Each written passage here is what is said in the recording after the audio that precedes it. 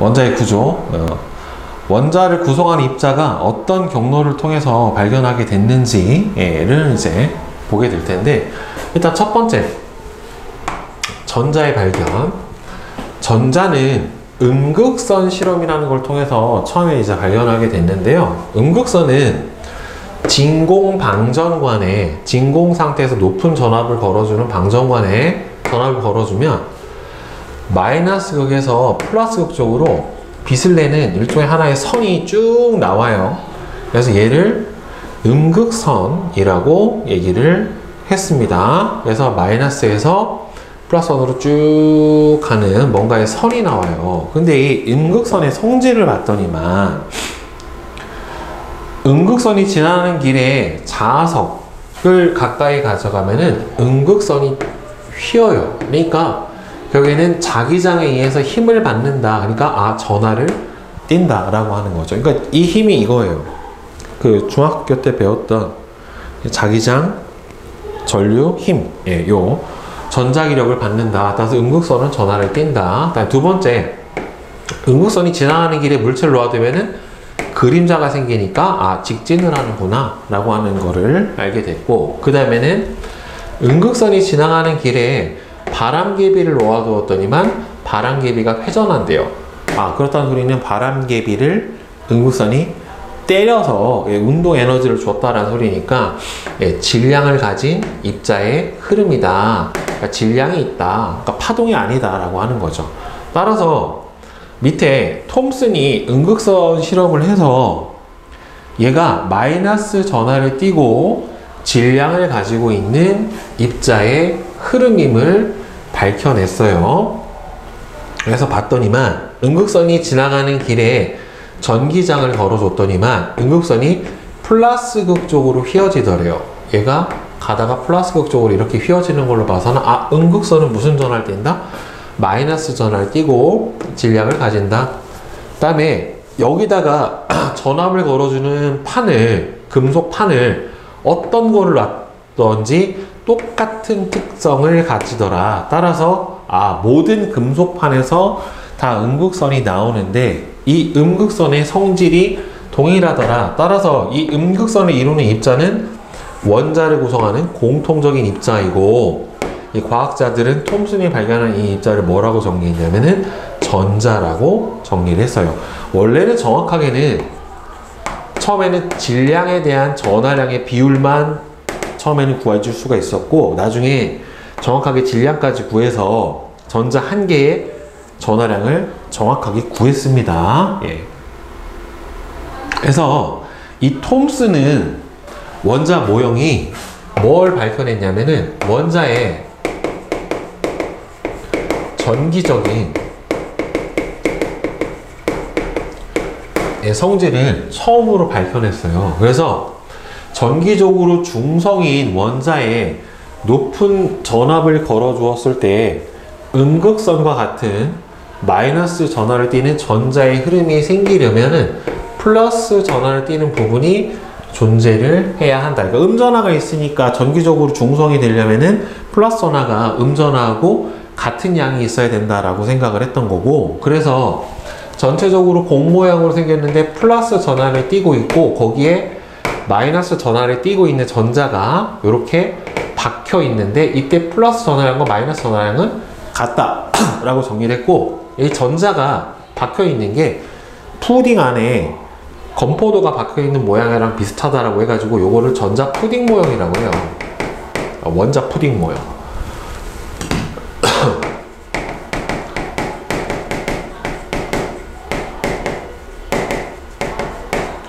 자, 그 다음에 원자 핵을 발견을 한 게 러더퍼드라고 하는 사람이 발견했는데, 러더퍼드의 알파 입자 산란 실험이라는 걸 통해서 밝혀내게 됐어요.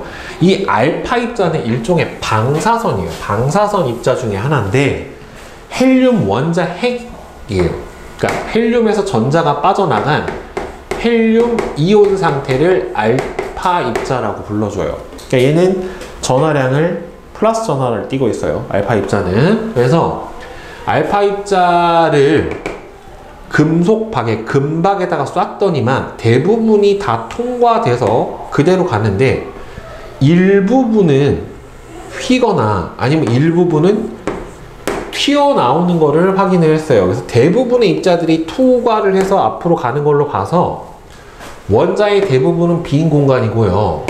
대신에 완벽하게 이렇게 튀어나오거나 이렇게 산란되는 거를 봐서 원자의 중심에 알파 입자가 튀어나오게 하니까 플러스 전하를 띠고 있을 거다라고 생각을 했고, 그 다음에는 얘를 튀어내지 못하고 얘가 튕겨 나오는 걸로 봐서는 부피가 작고 원자 질량의 대부분을 차지하고 있는 플러스 전하를 띠는 입자가 존재할 거다. 얘를 뭐라고 정의했냐면은 원자 핵이라고 바로 명명을 했어요. 그래서 톰슨은 플러스 전하가 고르게 퍼져 있을 거다라고 생각을 했지만 러더퍼드의 실험을 통해서 중심에 원자 핵 중심에 플러스 전하를 띠고 있는 아주 질량이 큰 입자가 몰려 있을 거다라고 예측을 했던 거죠. 그러니까 이게 보면은 톰슨의 원자 모형이 만약에 맞다면 전자에 비해서 질량이 아주 큰 알파 입자를 빠른 속도로 충돌시킬 때 대부분의 알파 입자는 그 원자를 그대로 통과하고 일부만 약간 휘어질 거다라고 생각을 했는데, 실제로 실험을 해보니까 어떻게 됐냐면 튀어나온 애들도 있고 부딪혀서 산란되는 것도 있더라. 따라서 중심의 질량이 전자보다 훨씬 큰 어떤 양전하를 띠는 입자가 요 안에 있을 거다라고 결국에는 실제 실험을 통해서 밝혀내게 된 거죠. 자, 그 다음에는 러더퍼드는 그래서 어떻게 정의를 했냐면 원자의 중심에 플러스 전하를 띠는 원자 핵이 위치를 하고요, 마이너스 전하를 띠는 전자가 원자핵 주위를 이렇게 회전하고 있다. 태양 주변을 행성들이 공전하고 있는 것처럼 공전하는 행성 모형이라고 하는 거를 이렇게 제안을 했어요. 그런데 여기서 중요한 거는 전자들이 돌긴 도는데 전자들의 특정 궤도는 없어요. 그냥 돈다 라고 하는 것까지만 밝혀낸 거예요, 러더퍼드가. 그래서 맨 처음에 전자 발견해냈고 그 다음에 뭐 발견해냈어요? 원자 핵을 발견해낸 거예요, 순서가. 그 다음에는 이제 양성자를 발견을 하게 되는데, 양성자는 맨 처음에 골드슈타인이 양극선 실험이라는 걸 통해서 양성자의 존재를 예측을 했는데, 진공방전관에다가 소량의 수소 기체를 넣고 방전을 시킬 때 일단 그럼 뭐가 나와요? 음극선이 나올 거예요. 음극선이 나와서 이 음극선이 여기 있는 수소 원자하고 충돌을 해버리면 수소 원자가 전자를 빠르게 때려버리면 이 안에서 전자가 튀어나오면서 헬이 돼서 수소 이온이 돼버리는 거예요. 이렇게 이온화가 되는 거죠. 근데 수소는 실제로 보면 어떻게 돼 있어요? 양성자 1개, 전자 1개로 돼 있단 말이에요. 그래서 여기서 보면은 양전하를 띠는 플러스에서 마이너스 쪽으로 이동하는 입자의 흐름을 발견을 했고, 얘를 양극선이라고 얘기를 했다란 말이에요. 자, 그런데 이게 수소를 넣은 경우랑 헬륨을 넣은 경우랑 그 다음에 뭐 다른 금속 원소를 넣은 경우랑 조금씩 질량에 대한 전하량의 비율이 다 다른 거를 발견을 해서 공통 입자라고 생각을 하지는 못했어요. 그러니까 수소만 보면은 수소의 양극선은 원자 핵이 맞아요. 그리고 그거 하나가 양성자가 되는 게 맞아요. 그런데 다른 거는 그러진 않기 때문에, 따라서 이렇게 뭔가 플러스 전하를 띠고 있는 입자가 원자 안에 들어있을 거다라고 하는 것만 일단은 예측을 했고, 그 다음에 러더퍼드가 이 양극선이 수소 플러스 전하를 띤 입자인 수소 원자 핵이라는 걸 알게 됐고, 수소 원자 핵은 이 양성자 하나로 되어 있기 때문에 따라서 얘를 뭐라고 불렀어요? 양성자라고 얘기를 했어요. 자, 그래서 그 다음에는 중성자가 맨 마지막으로 발견이 되게 되는데, 러더퍼드가 헬륨 원자 핵의 전하량은, 헬륨 원자는 보면은 양성자 원래 실제로는 2개에 중성자 2개로 되어 있어요. 헬륨 원자 핵의 전하량은 양성자의 2배지만 질량은 양성자의 약 4배래요. 그러니까 전하는 띄고 있지 않지만 질량을 나타내고 있는 입자가 뭔가가 있을 거다라고 예측을 했고, 체드윅이라고 하는 사람이 베릴륨 원자에게 알파 입자를 충돌시키는 실험에서 전하를 띄지 않고 있는 중성 입자가 방출되는 것을 실제로 발견하고 얘를 중성자라고 명명을 했어요. 그래서 양성자는 중성자하고 질량은 거의 같은데 전하량은 없는 입자에 해당이 됩니다.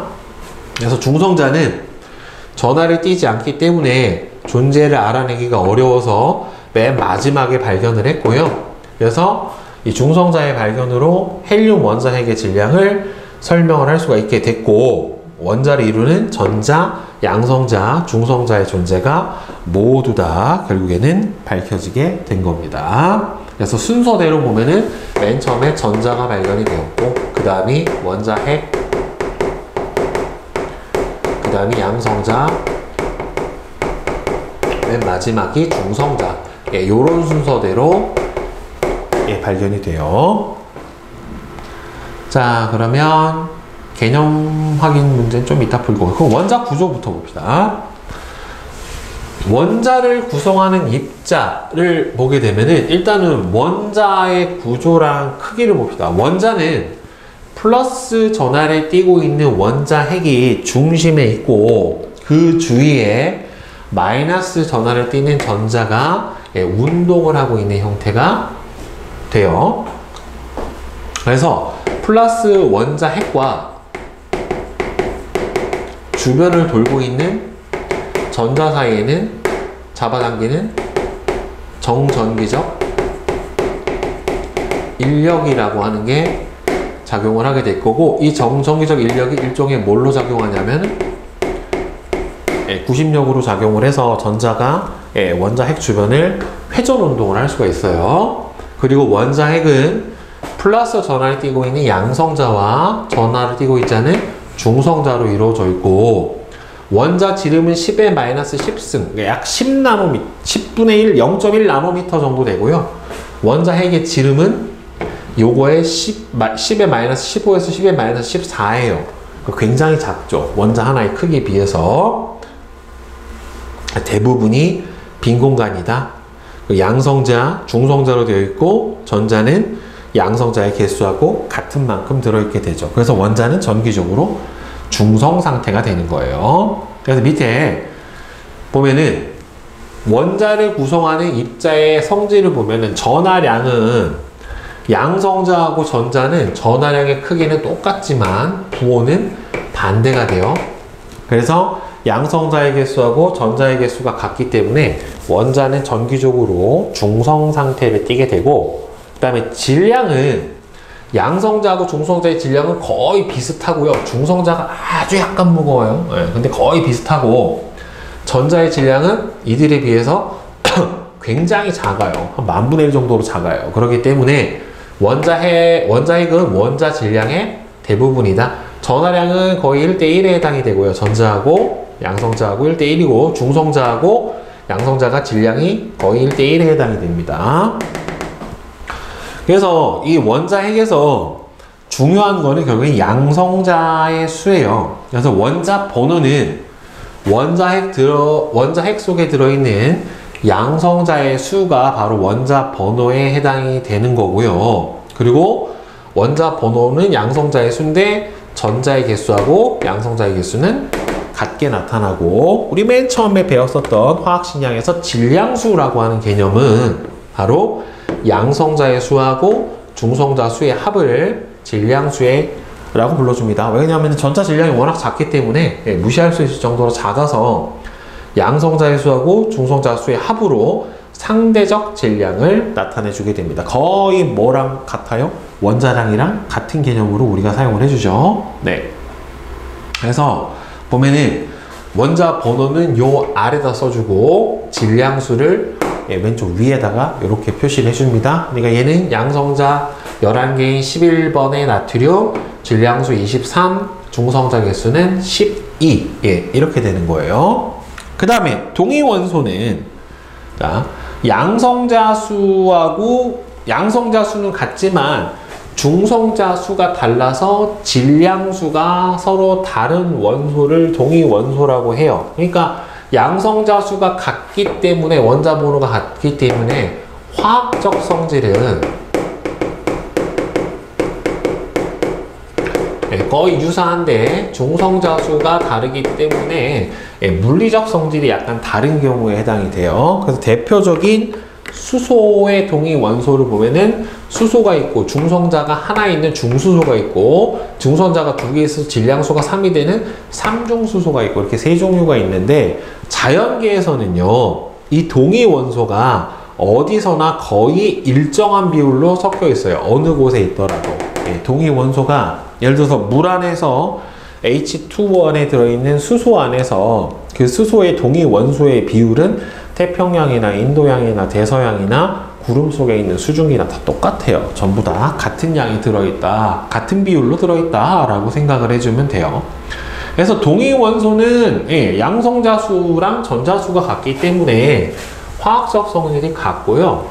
대신에 질량수, 그러니까 원자량은 달라지기 때문에 물리적 성질은 달라질 수가 있어요. 그리고 앞에서 우리 배웠던 것처럼 평균 원자량이라고 하는 거는 동위 원소의 존재 비율까지 고려해서 구해준 원자량을 우리가 평균 원자량이라고 얘기를 해줍니다. 그래서 보면은 예를 들어서 염소는 35염소와 37염소가 두 종류가 존재를 하는데, 자연계에 35염소가 약 75% 정도 존재를 하고요. 37염소가 25% 정도 존재를 해요. 그래서 평균 원자량은 각각의 이제 누적 평균값이 가중치 평균이라고 해서 35짜리가 전체 자연계에서 100분의 75만큼 존재를 하고 37짜리가 전체 100분의 25만큼 존재를 한다. 그래서 가중평균에서 35.5가 평균 원자량이다. 이런 식으로 구해줄 수가 있어요. 예를 들어서 동위 원소가 이렇게 두 종류면 염소 분자가 생긴다라고 생각을 해보면 염소의 분자량은 몇 개 나올 수 있어요? 총 3가지가 나올 수 있죠. 왜? 35가 결합한 경우, 그 다음에는 37, 35가 결합한 경우, 그 다음에는 37, 37이 결합한 경우 해서 70, 72, 74. 그래서 동위 원소가 두 종류면은 분자량이 세 종류가 가능해요. 근데 이제 동위 원소의 존재 비를 보면은 얘가 75%고 25%잖아요. 그럼 대략 얘가 4분의 3 정도 존재를 할 거고 얘가 4분의 1 정도 존재를 할 거란 말이에요. 그러면은 이 70짜리의 분자량을 갖는 염소는 전체에 4분의 3 곱하기 4분의 3이니까 16분의 9만큼 존재할 거예요. 얘는 16분의 1만큼 존재할 거예요. 전체 존재비는 얼마가 나와야 돼요? 1이 나와야 돼요. 합이. 그러면 37은 4분의 3, 4분의 1이니까 16분의 3이 돼야 되는데 16분의 6이 돼야 1이 나온단 말이에요. 왜 그러냐? 이게 37, 35가 결합하는 경우랑 35, 37이 결합하는 경우랑 두 종류가 있기 때문에 여기다가 곱하기 2를 해준 거예요. 두 가지 경우의 수가 있어서. 자, 그러면 여기 대표 자료 분석까지 74페이지까지 한번 풀어봅시다. 자, 개념 확인 문제 봅시다. 1번은 OXX5, 2번은 알파 입자가 많이 도달하는 부분은 A죠. 원자 핵에 해당이 되겠죠. 그 다음에 3번은 자, 가는 톰슨, 얘는 러더퍼드죠. 톰슨은 전자, 러더퍼드는 원자 핵. 자, 그 다음에 4번의 1은 양성자, 2는 전자, 3은 중성자. 5번에 가는 원자 핵, 그 다음에 나는 전자, 3번은 중성자. 그 다음에 뒤에 개념 확인 문제 OOXX 그 다음에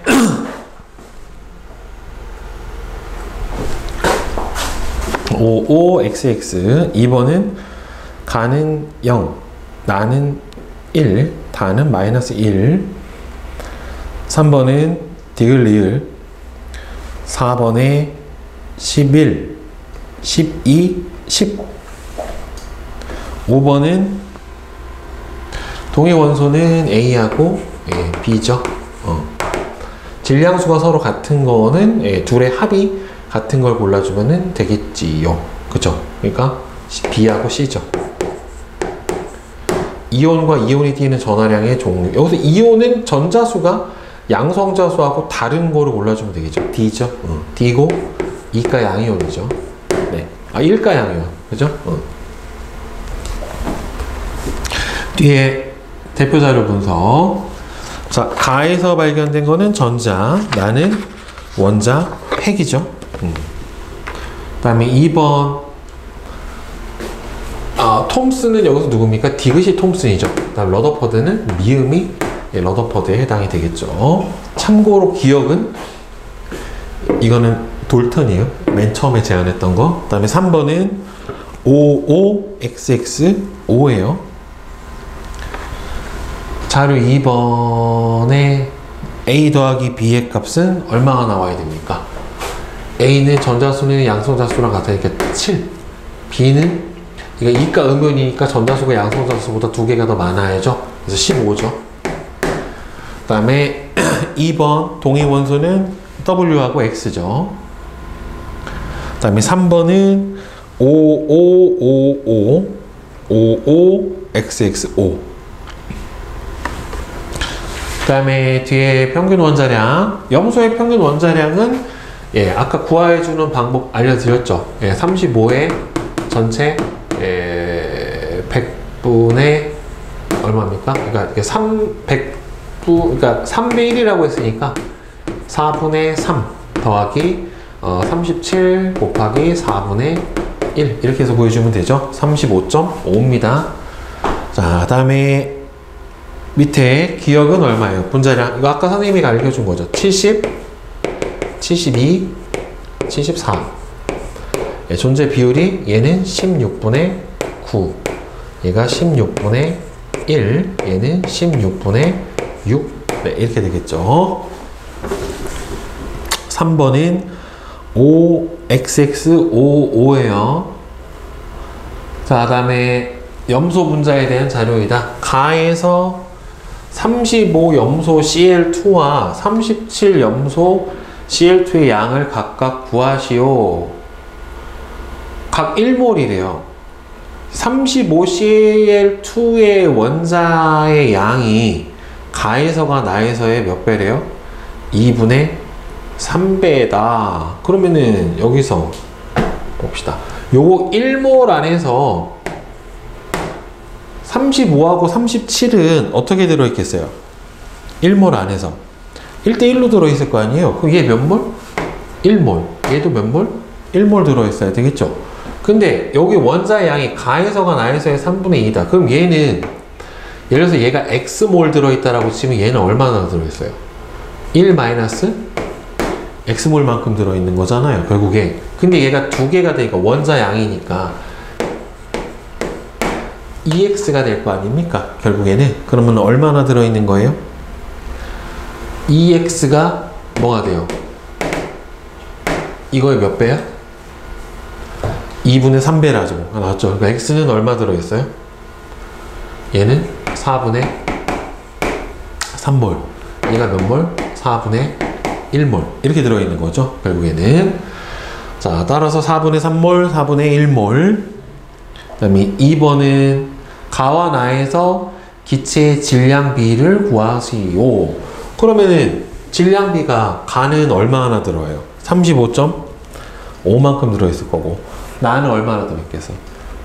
그러니까 35.5의 2배겠죠? 그러니까 71만큼 들어있을 거고 얘는 72만큼 들어있겠죠? 그러니까 71대 72가 되겠지. 그 다음에 3번은 XO, X, X. 네. 질문 있어요? 없어요? 오케이.